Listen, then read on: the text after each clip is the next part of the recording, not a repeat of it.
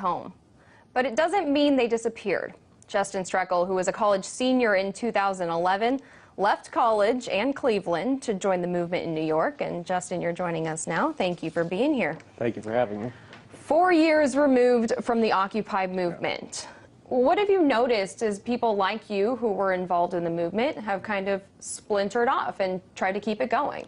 Well, there's a lot of things still going on to this day. You know, every week we see a victory for Occupy in the headlines. It's just no longer attributed to Occupy Wall Street.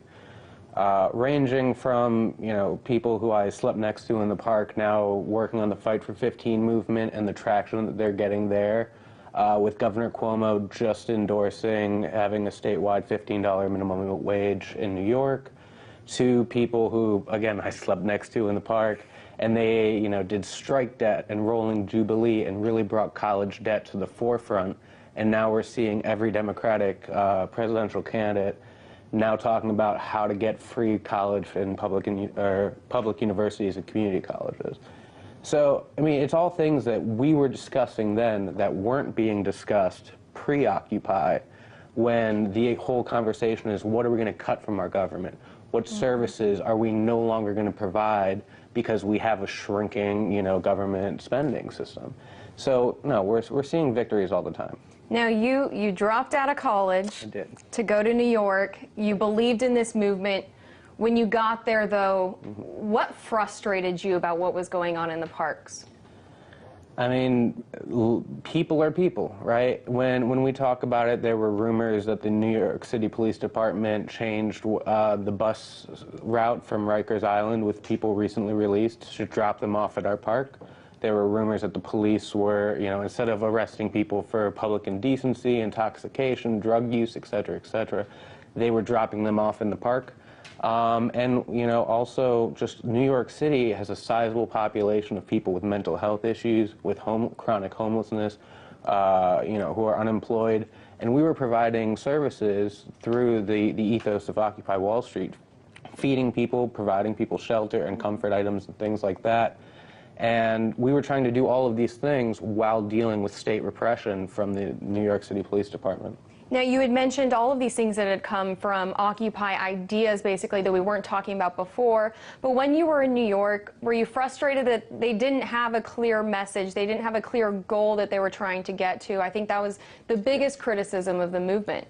Well, I mean, that was a big criticism of the movement because, you know, when it comes down to the media assessing an organization, they're used to just having one, you know, communications director, press secretary that they're interacting with, and that one person or that small team of communications professionals, you know, harp on their messaging, you know, talking points. When it came to Occupy, there was a lot of clear messages coming out. It's just not everybody was saying the exact same message at the exact same day.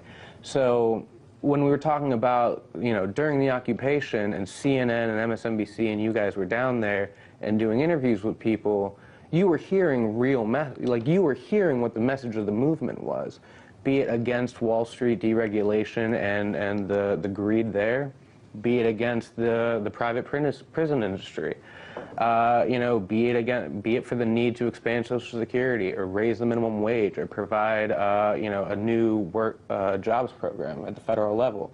We were talking about these things. We just weren't necessarily all on message at the same time.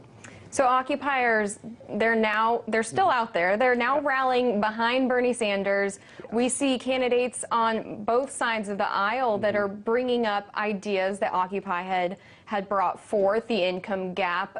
Is this an Occupy victory now that 4 years later they're talking about those issues? You know, I think when it comes to Bernie Sanders, a lot of people who I know through the movement are now supporting the senator. But I think another, you know, a really big victory that isn't being discussed enough is the fact that you look at the success of Donald Trump. And he's talking about hedge fund managers. He's talking about the carried interest tax loophole, which, you know, right now gives a few hedge fund managers $12 billion a year in tax relief.